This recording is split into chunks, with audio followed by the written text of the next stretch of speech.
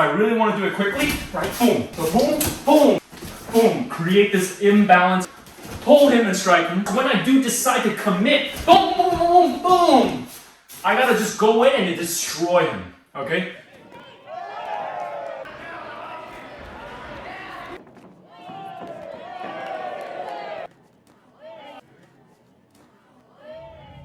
What's up guys, it's Footwork from Dynasty. Instead of doing this time we're gonna go welcome to the highly anticipated, highly requested karate masterclass for fighting and MMA. So in this instructional, I'm going to focus on the karate concepts, the essential essences of this style that I've been practicing for many years now, my entire life. And I'm going to break it down for you exactly what you need to know from karate for fighting. So I'm going to skip over most of the kicking techniques because you can already get that in our Taekwondo masterclass video. If you haven't seen that yet, check it out on our channel. This one, I'm going to cover all the signature karate techniques and elements and concepts that you need to know in order to make this style work for fighting and MMA. And a lot of you out there might be watching this, you might be doubting this style. You might be like, well, who uses karate? Well, Lyoto Machida does. He's former UFC light heavyweight champion. Stephen Wonderboy Thompson does. Plus Raymond Daniels and many other notable karate fighters like Bas Rutten and so on and so forth. So I hope you like this instructional. If you want to support our channel, remember to like, share, and subscribe. And thanks for joining us.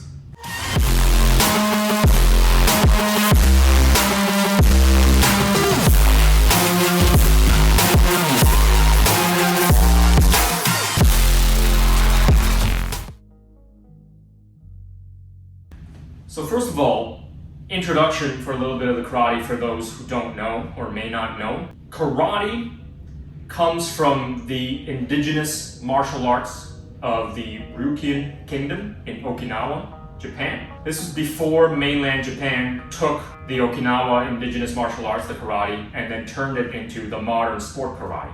So that's the origin, okay? The origin is the Okinawa martial arts, the empty hand martial arts. It has developed alongside the Chinese Fujian white crane Bahoku, Fucking Bahoku, the Fujian white crane fist, okay? Which is a Chinese kung fu, of course. So it migrated there, got mixed and developed with the Okinawa martial arts, and then it became the Okinawa karate. So it is an empty hand martial arts style, okay? It used to be called Chinese hand karate, and then because Japan had to nationalize it and take it and sort of make it into a Japanese military martial art, they took that and they changed the words, and now it just means empty hand karate, right? Phonetically, it sounds the same. But it is very much a cousin art to Chinese kung fu, okay? Or at least the Fujian white crane fist. When we talk about a lot of karate concepts, they are a lot of the same concepts that you would find in kung fu because they are like sister arts or cousin arts. So before the Okinawa martial arts, before the Fujian white crane was turned into modern sport karate, all the moves from the karate system you do bare knuckle, either barehanded or bare feet. You have to train your body, condition your body. We have a lot of karate conditioning drills to strengthen your body before you can use these moves effectively. If you watch our Taekwondo masterclass, right, I showed that for Taekwondo, people are bouncing like this because they want to be quick on their feet, they want to move in and out, and they want to score and tag someone quickly. Now for karate, it's similar but slightly different, okay? Because karate emphasizes all kinds of strikes, punches, kicks, everything in between, we don't bounce as high and we don't bounce as much. So if you watch karate matches or you watch high-level karate fights, they look more like this. Slight small movements, okay? I'll do a little bit more. It looks more like that because we are trying to gauge the distance between us and our opponent, and we're trying to gauge exactly how our opponent is going to react. So let me just show you one more time.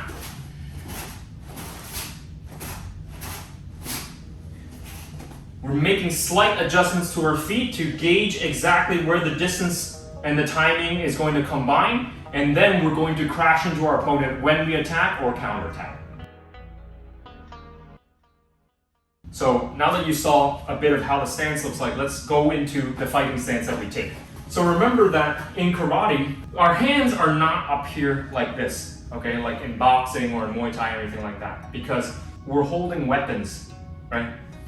We're holding bow staffs, jo staffs, any kind of your traditional karate weapons, okay? We'd be holding it like this. So you're imagining that the weapon has a reach.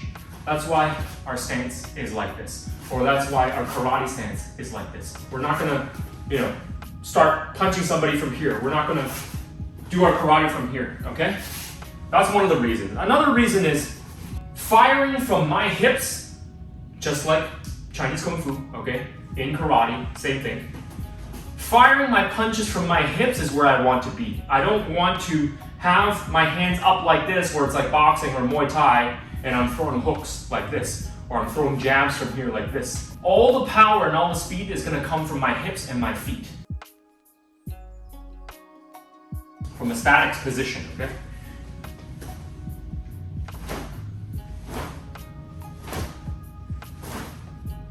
So it's got to come from the hips. Now in a fighting stance, it's gonna look more like this.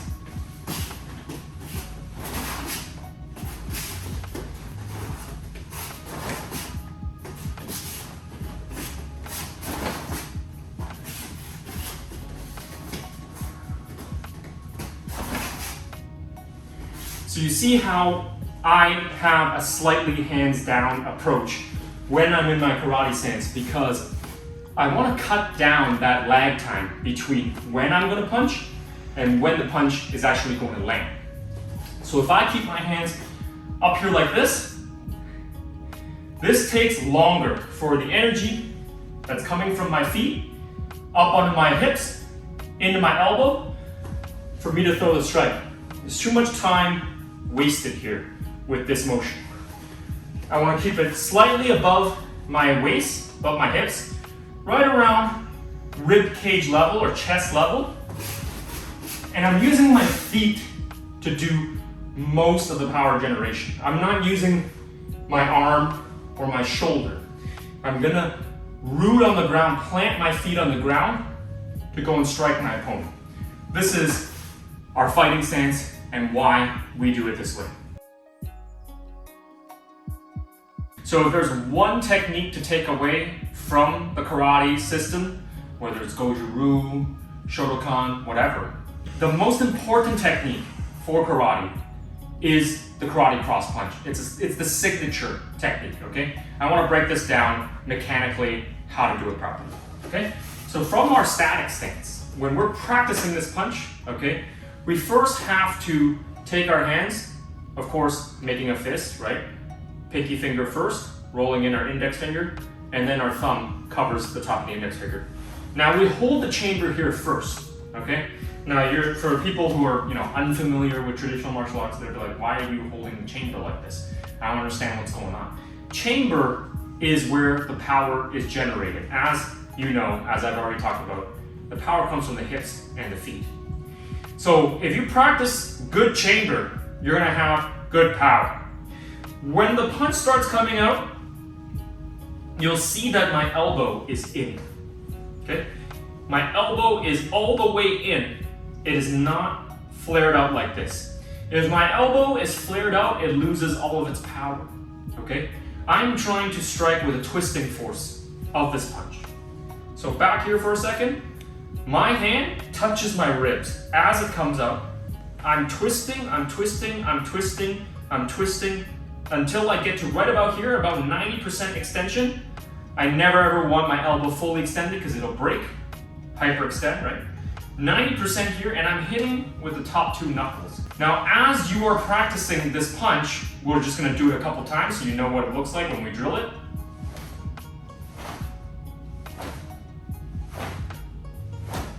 You'll see my hips, just like in the Taekwondo Masterclass instructional, my hips are rotating in the opposite direction as I throw my punch. Because this acts sort of like a pulley, right? It's an action and a reaction. If there's a force coming out this side, my hips can't then follow this force here because that's just not how power gets released. I need the opposite angle to come in, this opposite force, to create that snap. And that's where the karate punch shines most at, is you need to focus on getting the karate snap. From here, I'll do a little bit faster now, okay? You see my hip is going the opposite way. It's not going like this, okay?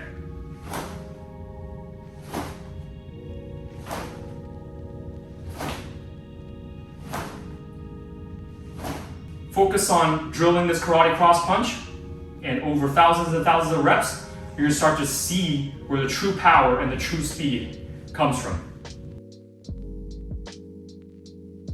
You have to breathe out in order to exert all of your energy and power into that concentration point, okay? So I will breathe a little bit louder so you can hear, and I'm going to use the Kiai.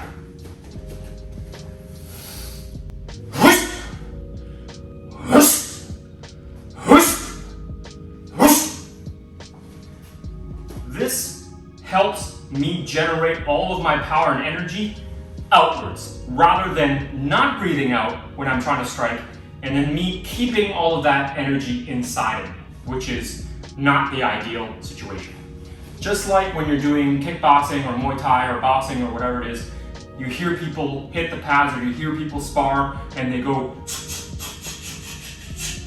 It's the same concept, because you want to breathe out so then you release all of your energy and force into that strike. But in karate, we do it in a very specific karate way.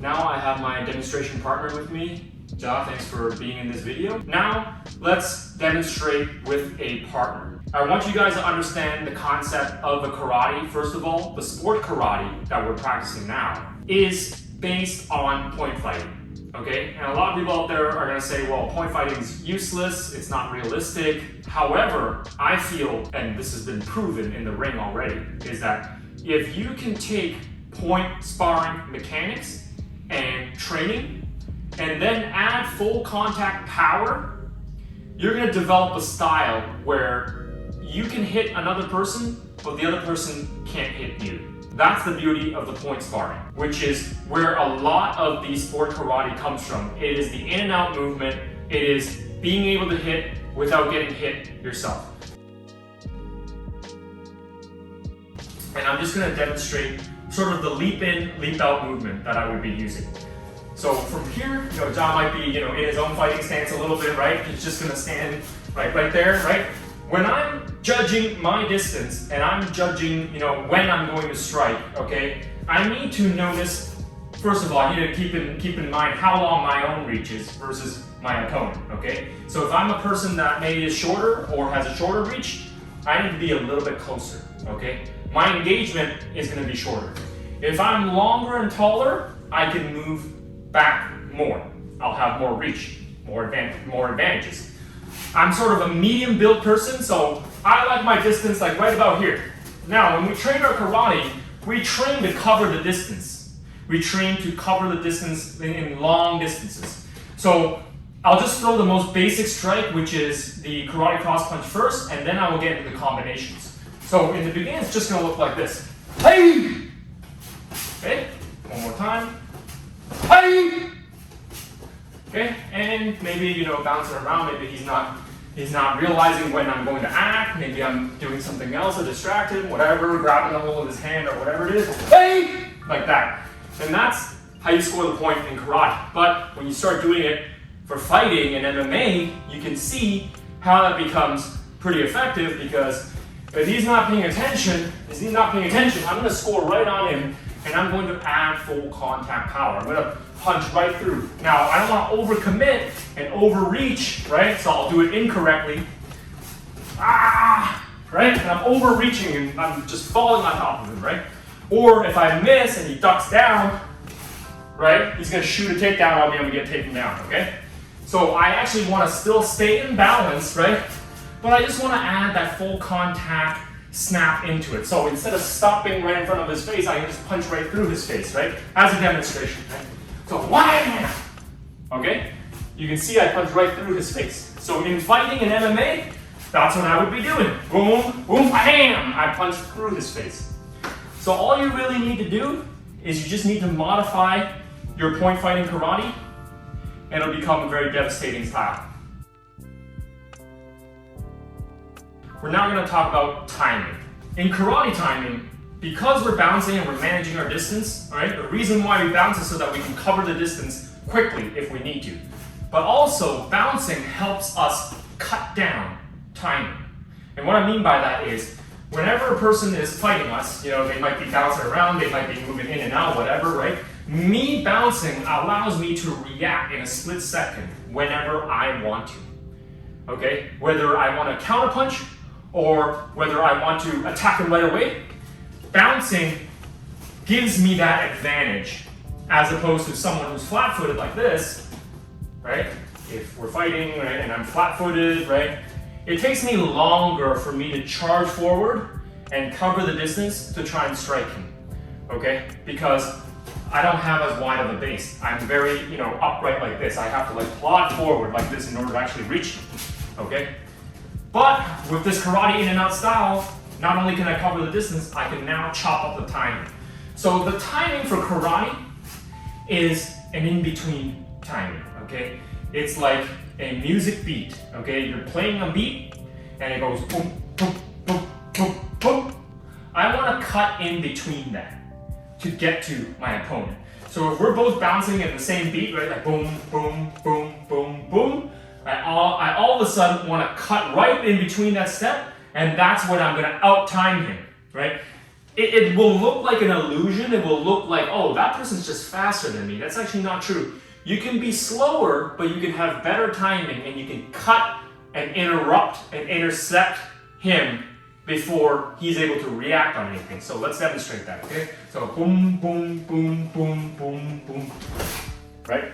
Or boom, boom, boom, right? I just went there without, you know, without telling him that I was gonna do it because I cut down immediately, I interrupt, and I explode, okay? So that's where the karate in and out, explosiveness, that concept comes from. It is used to cut down distance. It is used to gain an upper hand on your opponent by messing up the timing, interrupting the timing, doing in-between timing. Now we're going to dive into some of my favorite karate combinations. That's going to bring all of this information so far, if you've made it this far in the instructional, it's going to bring in all of the concepts and the elements that I talked about into our actual fighting techniques, our karate combinations. So Ja's going to be my partner. He's just going to take a regular stance with his right leg back, right? Just neutral. He's just going to stand there, okay? And I'm going to demonstrate some key combinations that you want to be thinking about. Remember that these combinations are also in line with karate concepts, okay? Our distance, our timing, our power generation, okay? The fact that we want to score the point before the other person scores back because of the scoring system in karate, which is first to 3 points wins, right? Anytime I score a point, we stop, we check who scored, and we restart the round. So this is all based on the sport karate and how it was structured. And if you've watched, you know, our other instructionals, you'll recognize that the key elements of the martial art, how it changes is how it changes according to the sport rules. So whatever the sport rule is, the martial art changes along with that sport rule. When done right, you can train the martial artist in that martial art style to become very good at the skill that you're trying to train. So in karate, we're trying to train that point scoring, okay? Now let me show you some of the combinations that's gonna get me those points, okay? The jaw would be in the fighting stance. First one, I've already showed you. We leap in forward, in and out, and we throw a karate cross punch. Just like that, we pull it back. That's combination number one. In my other video, you've seen Lyoto Machida combinations. We're gonna now show you a live demonstration of that, okay? These are the same combinations I've done in fights. They've landed, they work, and people get really surprised because they think, oh, you're doing boxing or you're doing kickboxing or something like that. No, it's not. I'm actually doing karate.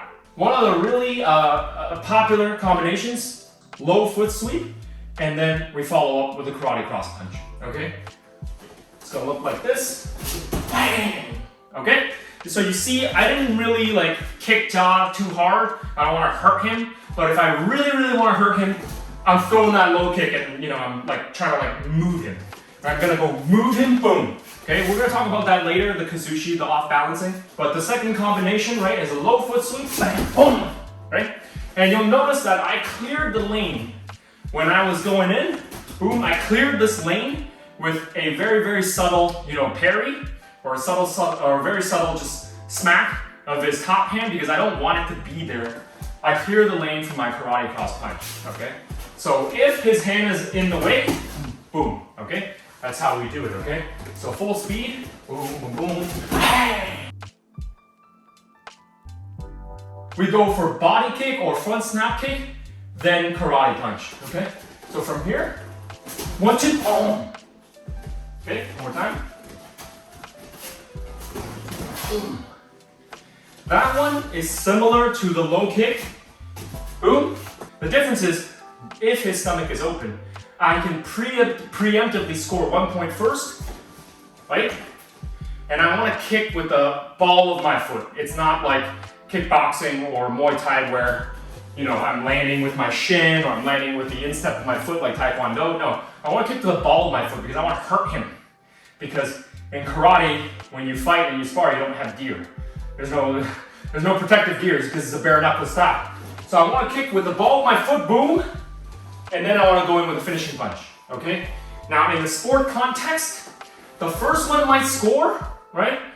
But it might not because it's like a body punch, so it's like not very clean, but it sets me up for that next punch, which is going to score. So I always want to end off with the karate punch, okay? So one more time, is 1, 2, boom, okay? And that's how we use that combination to score. Now, for the next combination, it's a little bit more advanced, but it's also, again, a very popular karate technique, more advanced technique. You've seen me use this in another video already, our Sanda Sancho video. If you haven't seen our Sanda video, go watch that. It's pretty much the same technique, except now I'm trying to apply it karate style. So from here, I'm waiting, and I'm gonna throw the first punch. And if the first punch doesn't land, or if I want to purposely miss my punch, actually come closer a little bit in the middle, I might punch the right cross, right? But let's say if I miss, I might purposefully miss, and I Kuzushi, and I bump them off, okay? It's a sweep, okay? So if we switch positions, you'll be in the middle, we are a little bit more in the middle. It's gonna look like this, right? So either I go 1, right? Which is gonna land, or I could fake the punch, right? Now if I want to do it full speed and really kind of trip jaw here, right? So from here, boom, boom, right? He's just gonna fly backwards because I take my stance, I take my low stance and I bump right into him with my low karate stance. I miss my right cross on purpose, and then I'm simply off bouncing him backwards. So as you've seen just now, some of the more advanced combinations, okay, it applies the element, or rather the concept of the Kuzushi, which means to off balance my opponent.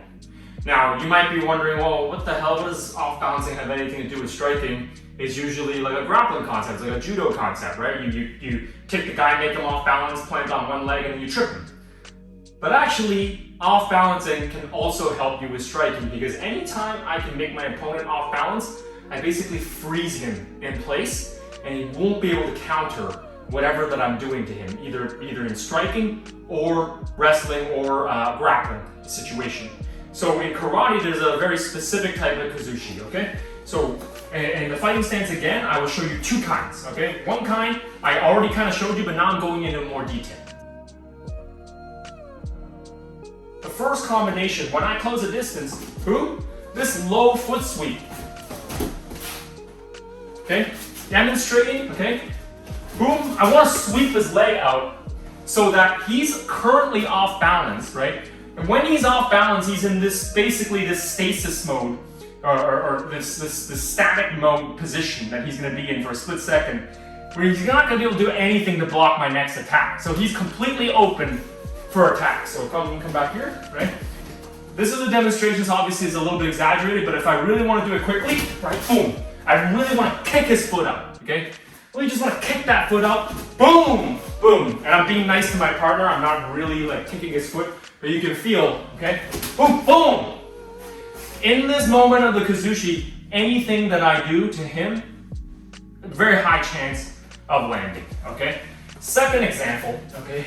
The outside example, right? Remember this combination that I just showed? So boom, right? Now I could kick his foot out this way and then land my left this way. So one more time, so from here, boom, bam, okay? Or if he was switching stances for a moment, right? Just to show you from this side, right? So boom, boom, foot sweep, bam, right? Just boom, karate right there. So boom, boom, right here. So in that split second moment, when I kick his foot out, his chin is all exposed, okay? And also third example, which you've already seen, boom, this, right? Other side, again, boom, boom, this is creating the Kuzushi, right? Because he's off balance here. So once he's off balance, right? Come into the little bit middle, a little bit more this way, so we have a little bit more space. Boom, boom, boom, once he's off balance here, I can follow up, boom! Okay, if people can't see the angle correctly, boom, boom, right? And then I could follow up, boom, like this, okay? This is where the Kuzushi comes into play. So play around with that, kick people's legs, right? Grab onto them and create this imbalance, right? Boom, create this imbalance right here, right? Either I'm kicking him out and punching him, or grabbing, or I'm just pushing and then striking him, right? So boom, push him first and then strike him. Or hold him and strike him. Or kick his foot out and strike him. So this is all the same Kuzushi concepts. This is some more advanced, higher level karate striking. Let's talk about karate blitzing. You might have heard of this word before. Lyoto Machida has made the karate blitz famous, right? Even Vitor Belfort, even though he's not really a karate guy, he's sort of done a karate blitz style attack as well. Usually, he did it in the beginning of his career against Vanderlei Silva, that very famous knockout. And then he started adopting a little bit more of a karate style later on in his career. But, of course, when Vitor Belfort went up against Lyoto Machida, who's the karate master, Lyoto Machida showed him, what was up. So why do we talk about the karate blitzing? What is this concept? It's this concept of, if I start my attack, I don't want to end my attack until my opponent is absolutely destroyed, okay? This is almost the same concept as the Wing Chun concept. This is not a Wing Chun video. We're not going to talk about Wing Chun. We're not talking about Kung Fu here. I want to just talk about the karate concept, but it is pretty much the same concept, okay? So when I start my combination, right, boom, if my first one doesn't land, I actually want to follow up repeatedly until it lands. I might follow up with the second combination. I might follow up with the kick afterwards, or we come a little bit closer. I start about here. It might be boom, boom, boom, boom, boom, boom, boom. I might throw like 3 or 4 more punches and then trip them afterwards. So I might throw like a 5 attack, 6 combination attack until basically I remove all the space and all the chance of counterattacking that he possibly has, because I just blitz him with a crazy 5-6 hit combo that ends with a trip or ends with a takedown, and he can't defend against that, okay? So that's why you hear them say, in karate, no can defend, right? My style, no can defend. That's why. Is because I do not give my opponent any space to defend, okay? So when my combination starts, when I do decide to commit, boom, boom, boom, boom, I gotta just go in and destroy him, okay? 4, 5, 6 combinations at a time. I wanna focus on destroying my opponent, either knocking him back where he has no space to counterattack, or taking him down or tripping him at the end of the combination so that there is no counterattack. That is what the Karate Blitz is about. Now I want to introduce to you guys the very important concept of Ikken Hissatsu. Okay? You heard about me talk about a little bit of it in the previous video, but this is essentially the most important concept in all of karate. Okay? In my opinion, this is the most important concept in all of karate because all of the concepts and all the moves that I just demonstrated, all the striking combinations, are built around the concept of Ikken Hissatsu. So let me explain. Remember that this originally started off as a self-defense martial art, which means I had weapons, or I had a samurai sword, or whatever it was, or I had a knife. And my objective on the battlefield, whether you were a farmer, peasant, whatever, some bandit robbing my farm, for example, my objective was to kill you as fast as I could, because there will likely be multiple people or multiple bandits that I have to fight, okay? So it's not like, modern sport fighting where I'm scoring points and maybe I'll get a chance to run away and then hit you again. It's not really like that, okay? The concept here is, if I have one chance to kill you, like you might kill me too, like you might have a weapon, you might have a knife, you might kill me too. In order to make sure that I survive and I don't die, I need to make sure that any attack I commit to, I kill you with that one blow, and then I move on to the next opponent and I kill him with one blow. Those are all the karate attacks, whether you're doing punches, whether you're doing kicks, anything, it's based around that concept. So, you saw me show off the combinations, right? Why did we do the leap in karate cross? Why do we even do the cross? Why don't we throw in a hook? Why don't we throw in, any other attacks? It's because throwing a karate straight cross, it is the most simple and direct move that I can do that takes me from the distance from point A to point B. Fastest, travels the fastest, and it is arguably the strongest attack I can do outside of a boxing hook, obviously, but this is not boxing. And if you try to hook somebody in real life, you might break your hands. That's why we do a lot of karate conditioning, we do a lot of wrist conditioning, we'll show you a little bit of that later. We do a lot of these conditioning so that once we strike, we make sure we commit everything to that strike, Ikken Hissatsu, which means one hit or one punch, certain death or absolute death, okay? Which is why all the karate combinations, they look like this. Boom, boom. My whole body is into it. I'm striking all the way through, all my power, boom, because I want to eliminate that opponent. I want to annihilate that opponent with one shot, okay? Which is why I feel karate translates very well to fighting in MMA, because if I can get the job done in one strike or two strikes, why do I want to, punch you 20 times, right? I hit you a couple times, you're already in trouble, I want to knock you out, I want to finish the fight, okay? It is a finishing concept, okay? It is not so much a point scoring concept, it is a finishing concept. The sports side is a point fighting concept. The martial arts side is a finishing concept. But the two can be combined together and you can find a happy medium between the two. Adjust it, modify your striking, so then it becomes a point-based style, but with finishing power. Point-based style, finishing power. That's the concept of Ikken Hissatsu, and if you take one thing away, you gotta internalize that Ikken Hissatsu concept and use it to your advantage. In karate, as I mentioned previously, you have to be well conditioned, your limbs, wrists, feet, body, in order for you to use this martial art to its fullest. It's very much similar to Chinese Kung Fu styles, where you have to condition your body or else you can't use them because they're all bare knuckle styles. They're not styles used for kickboxing. It's not kickboxing. You have to punch people with your bones. You have to punch people in the flesh. You don't have gloves or protective gear on the street, which is why the conditioning is so important.